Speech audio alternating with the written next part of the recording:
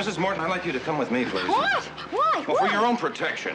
But we'd also like to ask you a few questions about the decapitation killing of Harold Baker in 1956. That's old news. Today, Baker's head is lying out in a county warehouse somewhere. I mean, that's what Spake was doing out there, trying to put the body and the head together. Well, everyone at headquarters has known for some time, Kolchak, that you've been out to lunch.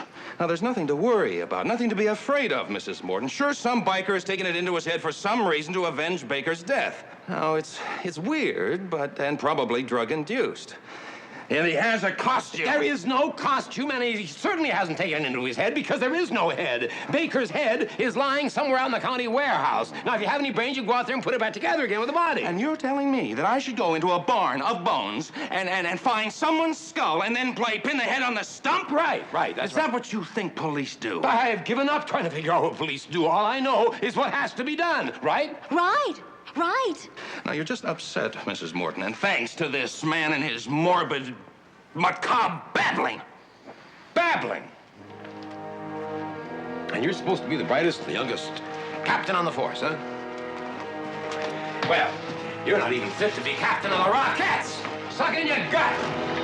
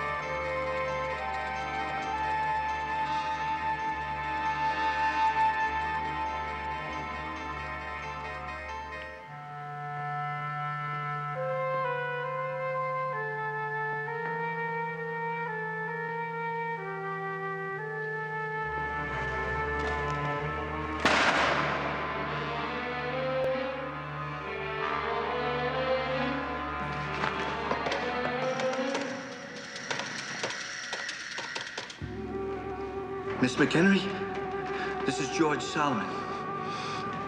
There's something in here. It's happening again. I don't care about the extra money. I changed my mind. You do whatever you want. I'm getting out of here.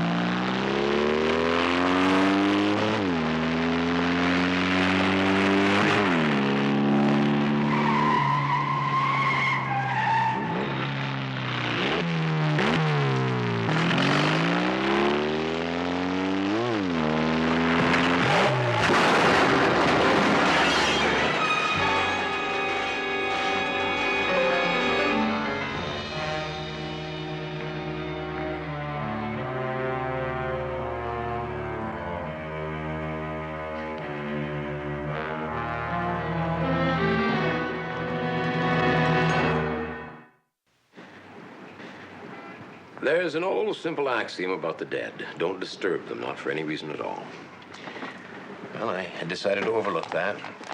And so I was almost beheaded by a phantom sword. Vincenzo refused to even discuss publishing my story. He didn't even look at the pictures. But the headless rider is at rest now.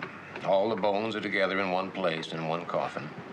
And as for those members of the Jokers Motorcycle Club, I mean those who are left, of course, well, maybe they've suffered enough. 3 of them died violently, and the others will carry the nightmare of the headless rider with them to their silent graves. And, incidentally, so will Captain Jonas, formerly of homicide, now Sergeant Jonas of traffic control. You see, he's in charge of towing away parked cars.